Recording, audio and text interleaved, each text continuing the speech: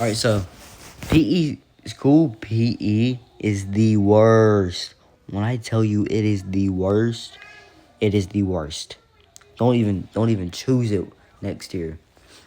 Basically, let me go through all the reasons. One, let's start off with the PE coach. The seventh grade PE coach.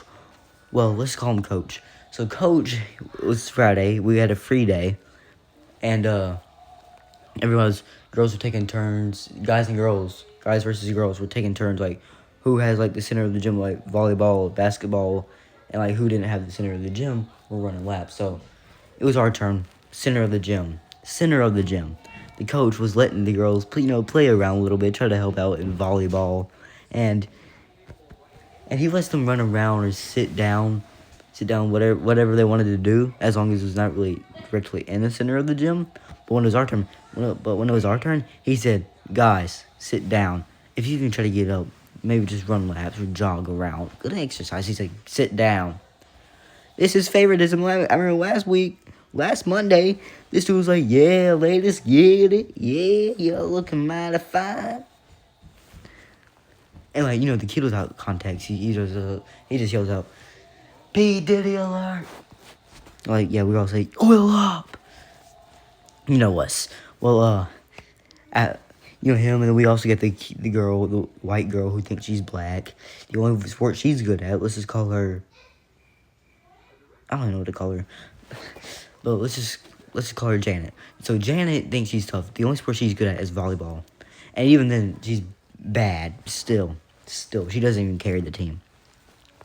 So we were playing badminton. My tall friend, the tall dude's like, not even that good at sports, but he looks like he could carry the whole team, so everybody relies on him because he's the tallest. But so they were playing badminton.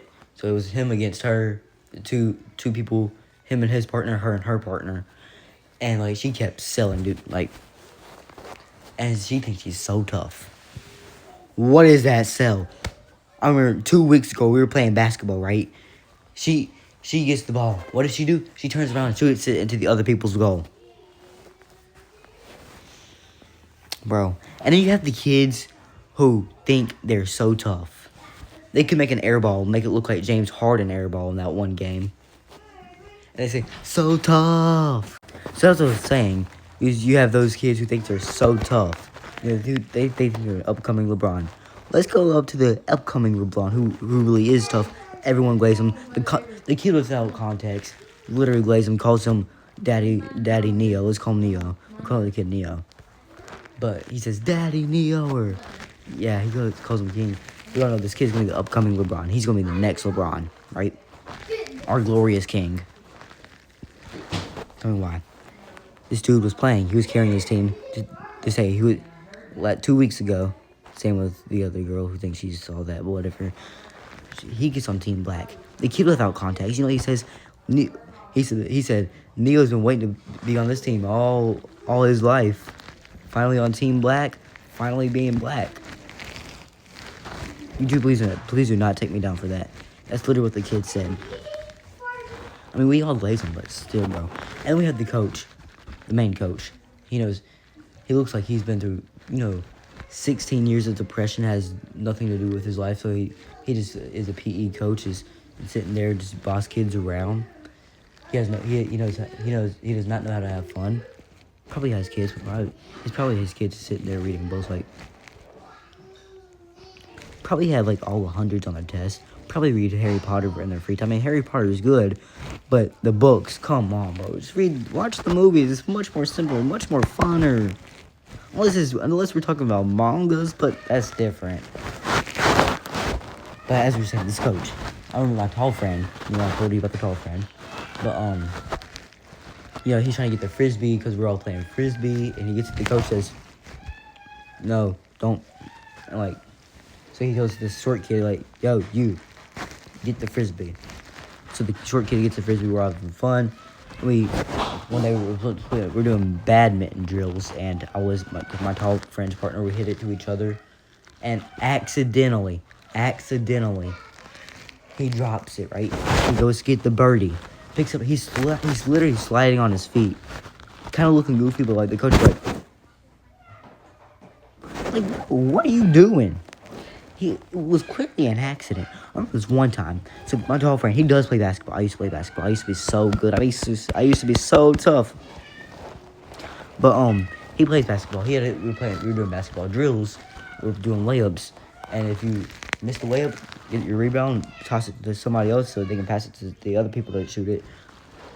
Well, basically they had to get the rebound, but whatever. But my tall friend, he catches his own rebound and he shoots it and he makes it. That's just instinct, bro.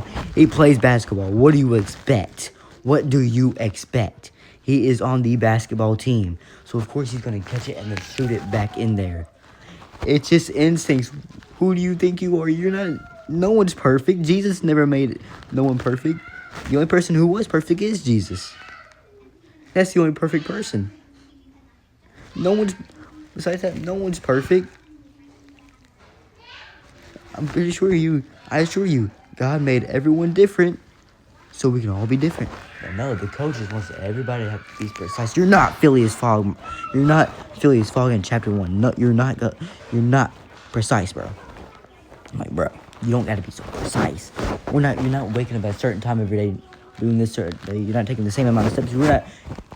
I assure you, if he takes a trip around the 80 world, a trip around the world in 80 days, proves that he's a wannabe Phileas Fogg.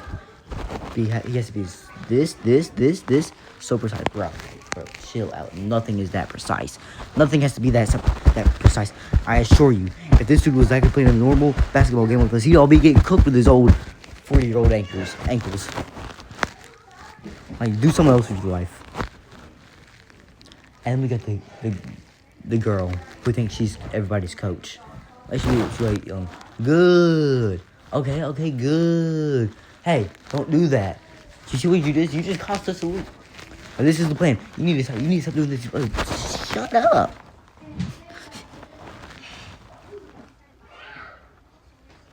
But yeah, peace.